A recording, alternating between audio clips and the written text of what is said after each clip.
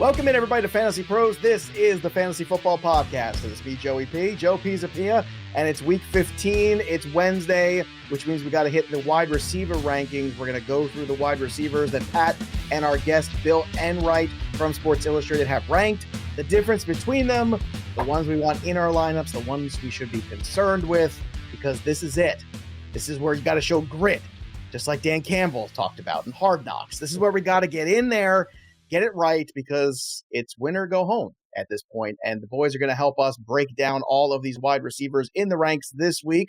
And gentlemen, it's great to have you here. And Bill, it's great to have you back again on the show for the second time this season, gracing us with your presence. And we're going to start here with one of the guys that Pat Fitzmaurice has ranked higher than you. So get ready for a little battle on JuJu Smith-Schuster. We're going to talk a little JuJu here. It's a great game, theoretically, for Patrick Mahomes, who his dome numbers are off the charts good. Pat's got him ranked at wide receiver 25. Bill's got him at 29. The ECR is actually even ahead of Pat. They liked him, JuJu, so much that they've got him ahead of you, Pat. Now, I stuck my neck out for JuJu a couple weeks ago, and it got chopped off. It was no good. I was not happy about this. I gave him the benefit of the doubt. I feel like against Houston, I'm ready to learn to love again, and it looks like you are too. Yes. And all right, let's show some grit here, Joe. Let's make Dan Campbell happy. Let's bite some kneecaps. So 100%. Yeah, since week 6, JuJu's been the wide receiver 16. And granted, he's been a little uneven with his production, kind of feast or famine. He has had 6 games with 74 or more receiving yards this season and 6 games with fewer than 46 receiving yards, and all his touchdowns have come in the big yardage games. So, but man, I'm glad you mentioned the dome thing, because I didn't even put that in my notes for this show, that Mahomes is just a monster in dome. So that's a plus. And just give me the wide receiver tied to the quarterback who's averaging 320 passing yards a game. And like, I know I'm going to get questions like, oh, should we worried about, the Chiefs going up by 4 touchdowns on the Texans and dialing it back? Well, if they do go up by 4 touchdowns, chances are probably pretty good that JuJu's got one of them. So I'm not too worried about the, shut it down early thing.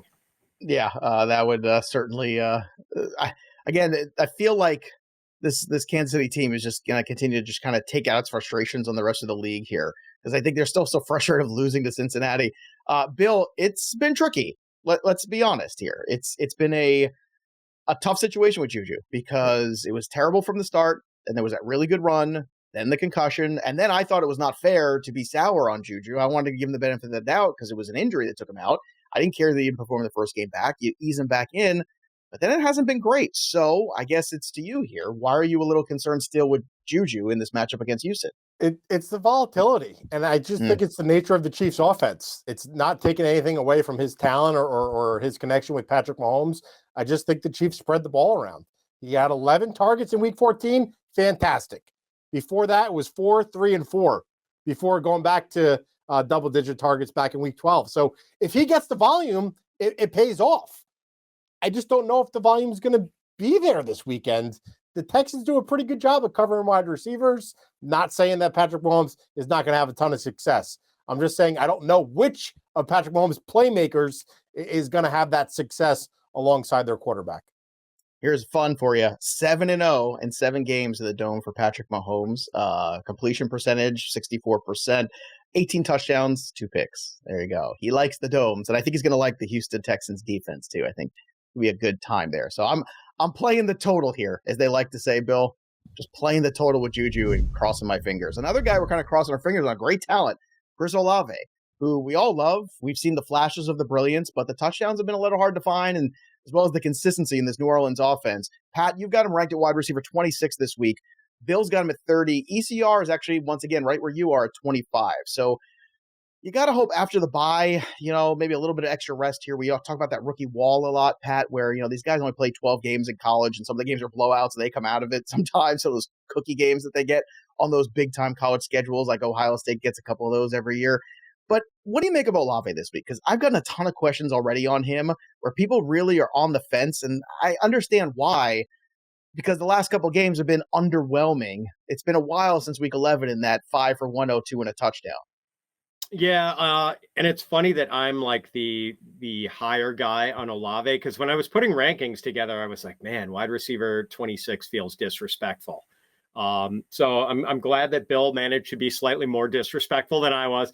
No, just kidding. Like, I love Olave. I think the ceiling is wide receiver 1, like not just future ceiling. I think like that's the ceiling now in any given week. And it just feels like maybe Andy Dalton is not the quarterback to help Olave recognize that ceiling. And like we see with the efficiency numbers, he's averaging 9.1 yards per target, which is a pretty phenomenal number for a rookie wide receiver. And for sake of comparison, Stephon Diggs is at 9.3 yards per target. Devontae Adams, 8.8, actually lower. So is Jamar Chase at 8.5. Justin Jefferson, he's on another planet, 10.6. So you mean the 1-1? Justin Jefferson? You mean that guy? Yes, The number one overall player in fantasy football coming into this year? Oh, that guy. You're right. Yes. He's good. And so, like, Olave is really good, but I understand the trepidation with Andy Dalton. At least the matchup is pretty good this week against the Falcons. So, yeah, I mean, well, you're playing him. I guess the idea is, if you're playing him, do you feel like you really gotta make sure that wide receiver 3 or that flex spot is really locked in? Do you want more volume there, or do you want more upside, I guess is the question.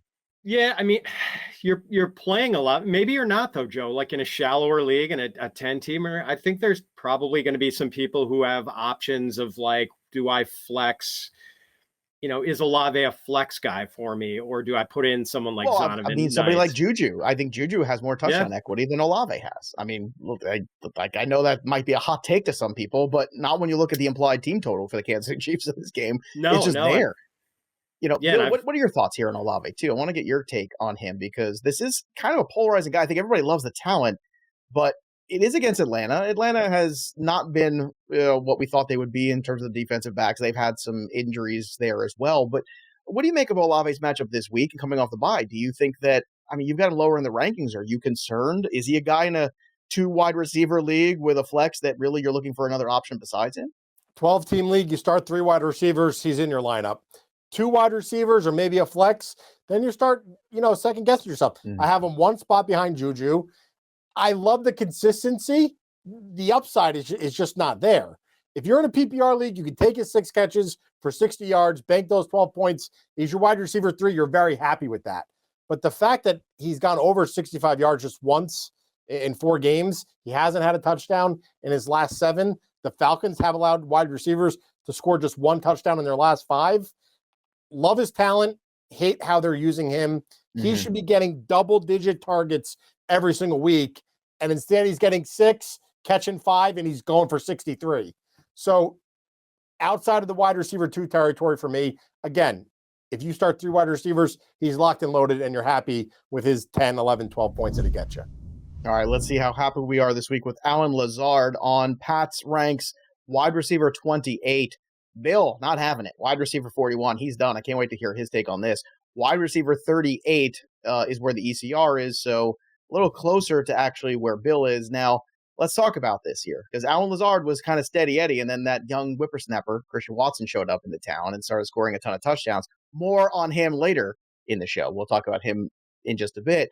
But what's Lazard's return on investment this week, potentially? You've got him at wide receiver 28. That's very, very startable, and certainly a flex option in those 2 wide receiver leagues. But in a 3 wide receiver league, Lazard looks like a guy you got to throw out there. So what are your expectations for him, Pat, in week 15? Yeah, I mean, the appeal for Lazard had been that he was such a prolific touchdown scorer. And, he was averaging like almost 1 a game. And he was like with that big body, he was Aaron Rodgers' preferred guy. He was basically like Green Bay's goal line back.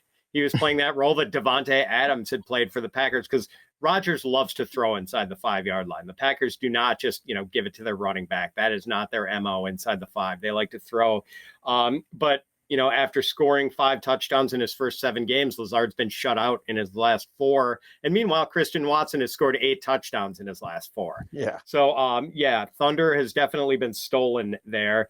But it's not like Lazard has totally disappeared from the offense. He's had 15 catches in his last 4 games. And it's not like the Rams are this nightmare matchup. Remember when we used to fear the Rams when we were starting like quarterbacks or wide receivers? against them. Not so much anymore. They've given up the 6th most receptions and 12th most receiving yards to wide receivers this year, and tied for the 10th most touchdown catches allowed to wide receivers. So not that bad a matchup. And, Green Bay at home in December, it seems like the offense inexplicably usually clicks under those conditions, and it's going to be cold in Green Bay for a night game in mid to late-ish December here. So, I don't know. I understand the concern that Christian Watson has really, kind of relegated Allen Lazard wide receiver 4 status. I think he's still playable.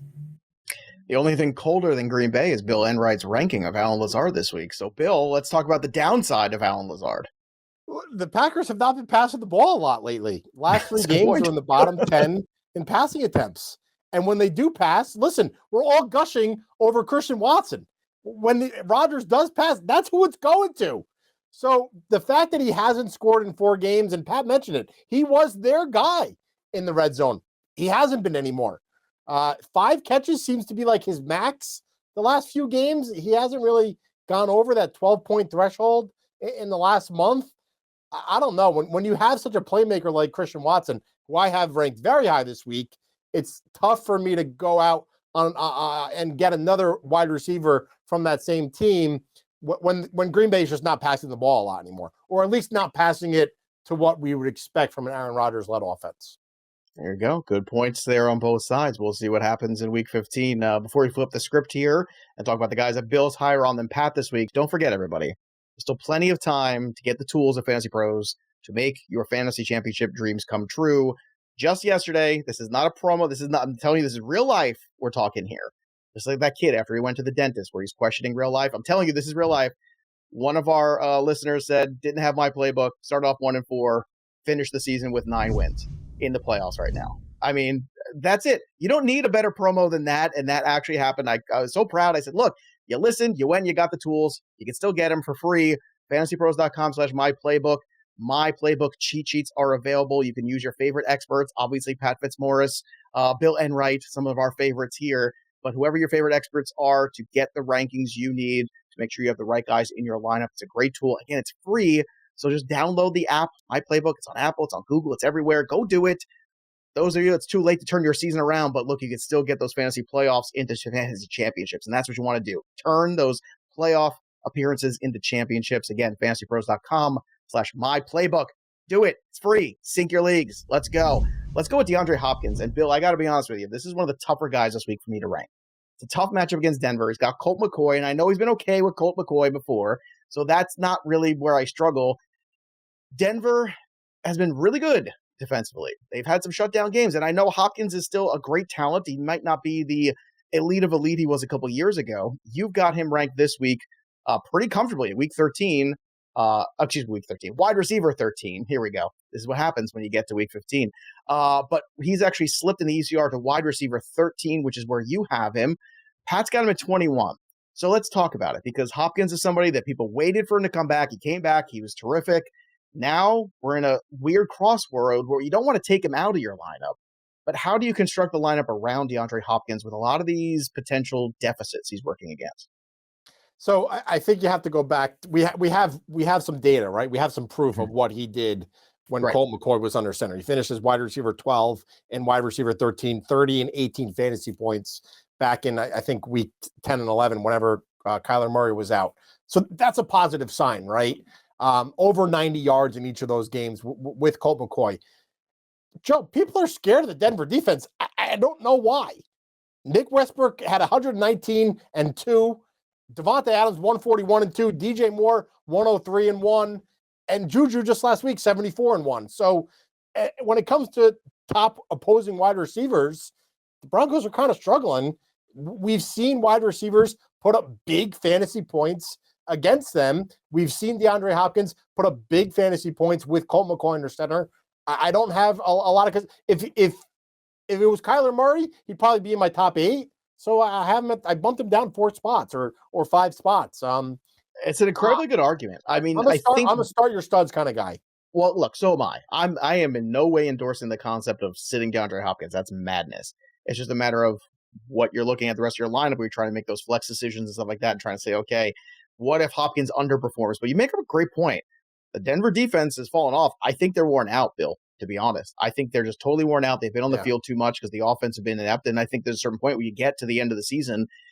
And look, I know I'm an IDP guy. We do the IDP show all season here. And we talk about this all the time. Like, this is the time of year where the defenses on teams that aren't going anywhere aren't looking for a lot of contact, looking for the plane rides to Hawaii, get some rest. Like, they're not looking, and maybe that's the case. The Denver Broncos are not relevant. So, Pat, let's talk about Hopkins, because your ranking says that you have concerns about his productivity this week.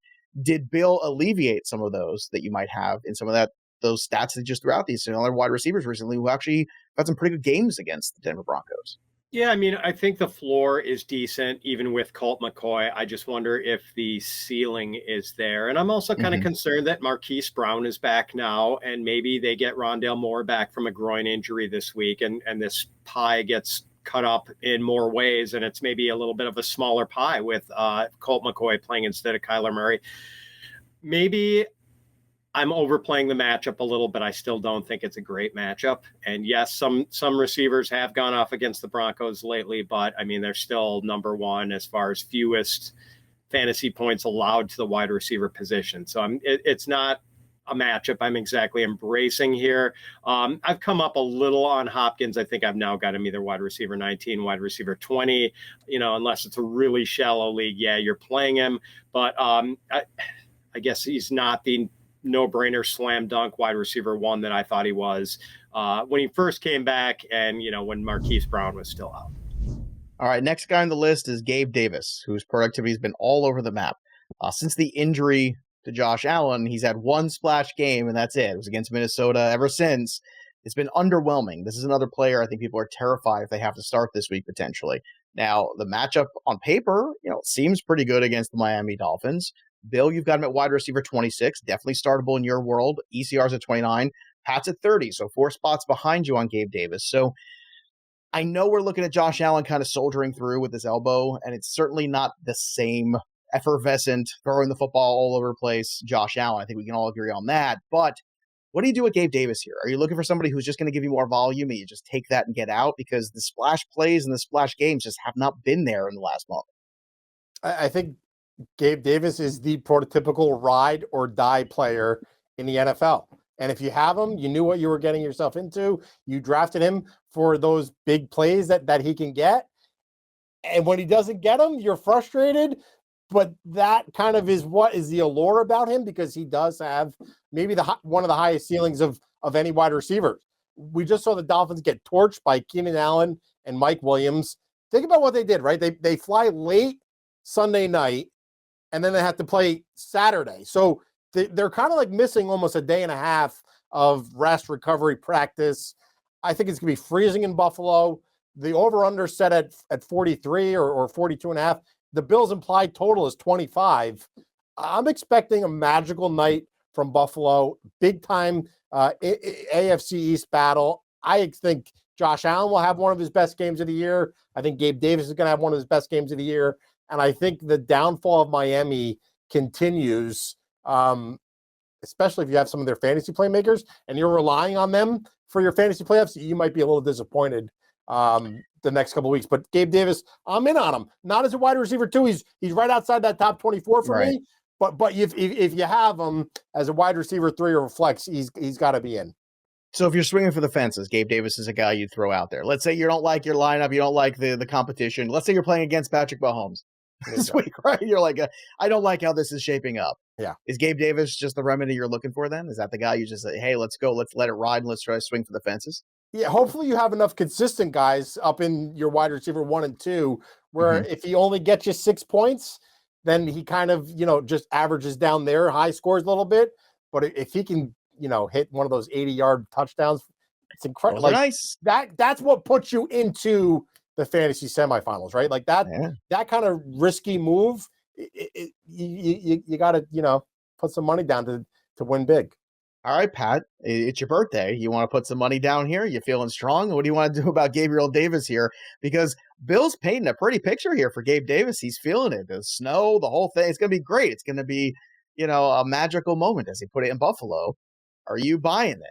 Yeah, you guys know we get these start-sit questions this time of year for the most important games of the season. And it seems like this time of year, more than any other, people give us the caveat, I need upside here. And sometimes I think people want to make that sort of an excuse for suboptimal decision making, like upside, maybe a reason to play a guy who's just not as good at percentage play.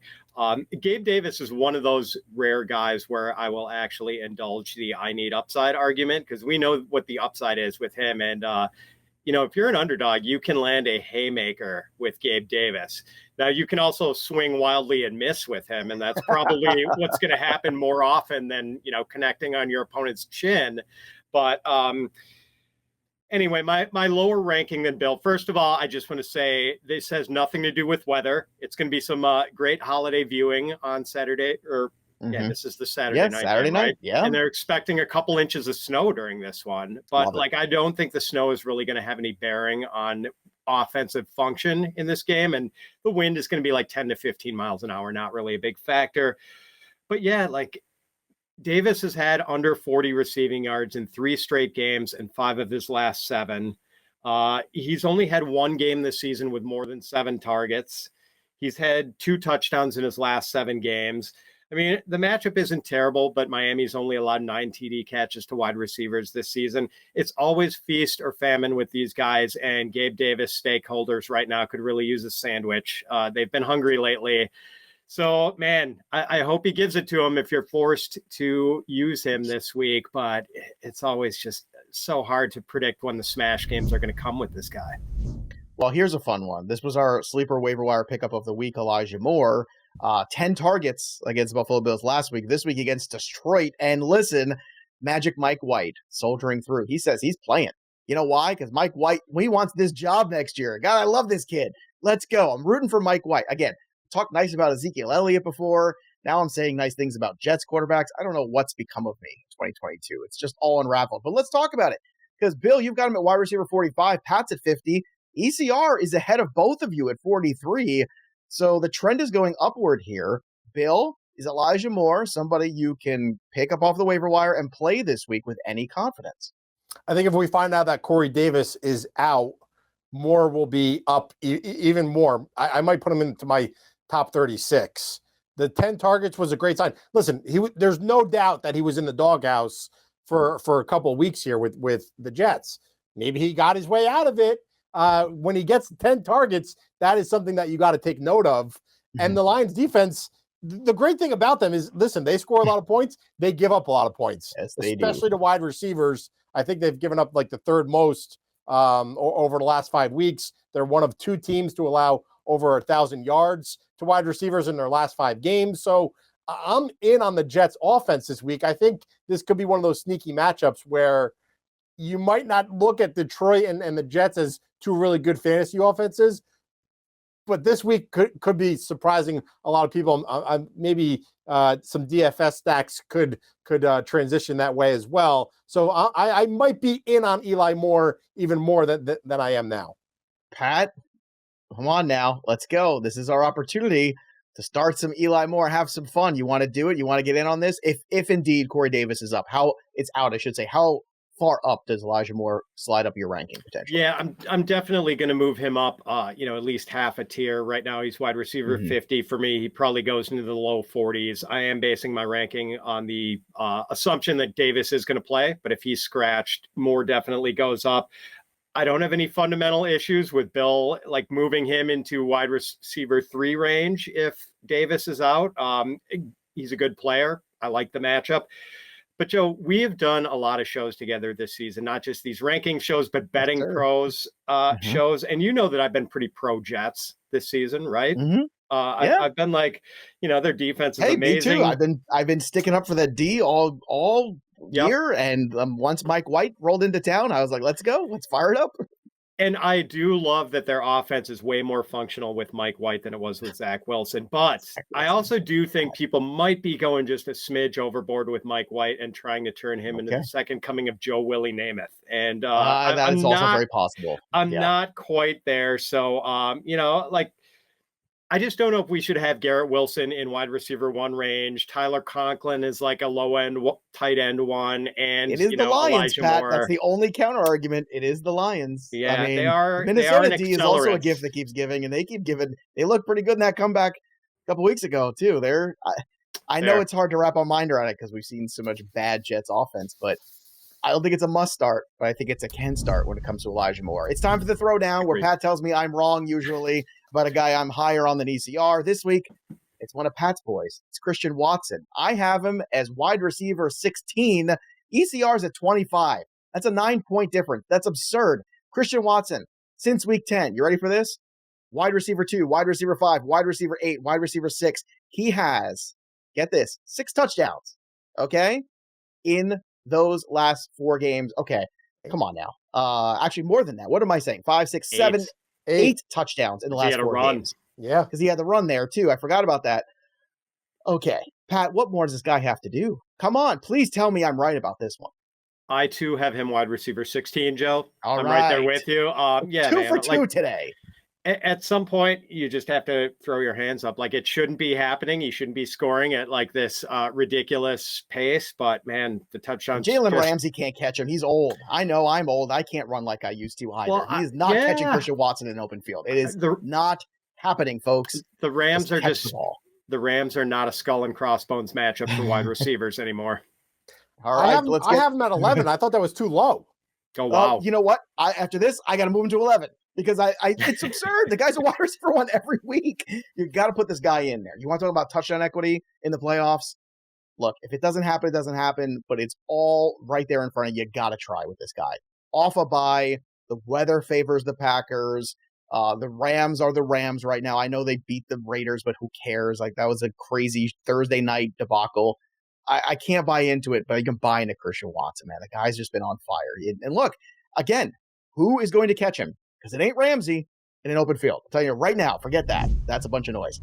All right, let's get to the listener mailbag where we talk about your questions. Again, straight from our Discord, fantasypros.com/chat. Free to join, but you can always become a premium member. You get access to stages, AMAs, and a whole lot more. This question is from Milton0310, and I took this question because he might burn this place down if we don't. Milton says, Fields, Geno, Cousins at QB this week. Probably need to shoot for upside. Guys, I have taken more Justin Fields questions in the last 24 hours than I could possibly shake a stick at. I understand he was sick today at practice, but if Justin Fields is playing, doesn't that rushing equity just lock him in? Like, you have to play Justin Fields, right, guys? Bill? 100%. I think he's one of the most exciting players to watch. Second coming of Mike Vick, all those comparisons. I absolutely love him. If I didn't have Jalen Hurts and Josh Allen on my teams, I'd be starting Justin Fields this week no matter what. If he's active, he's in my lineups. Pat, like I've taken crazy questions the last guy. I mean, Geno, Cousins. Look, it's not a knock on Geno or Cousins. Okay, these guys have had some good seasons. Cousins had a great week last week. I know Geno was a little underwhelming from expectations, but Justin Fields carries a minimum like 75, 80 yards rushing just from the get-go. That has to put him, I mean, that's a top 3 quarterback right there, period. Oh, yeah. There's upside galore here. I mean, the guy who set the single game rushing record for a quarterback earlier this season. I mean, he's my QB5 this week. And, you know, I am a noted Joe Burrow fanboy. I've got him ahead of Joe Burrow this week. So, yeah. I too am a noted Joe Burrow fanboy. He's earned that.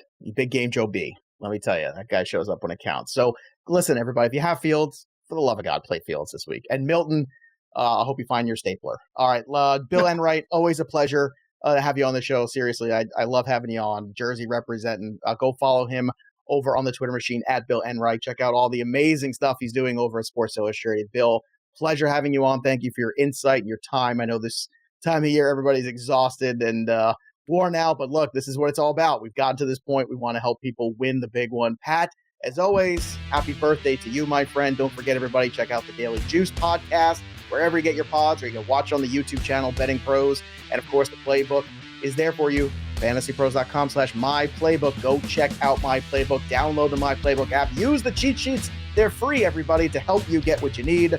That'll do it for us. But the story of the game goes on. For Bill Enright and Pat Fitzmaurice, I'm Joey P. We'll see you next time, kids. Thanks for tuning in to the Fantasy Pros YouTube channel. Don't forget to check out our featured videos, And while you're at it, make sure to follow us on Instagram, Facebook, and Twitter at FantasyPros, so you can get the latest news and updates to give you the edge you need in your fantasy league.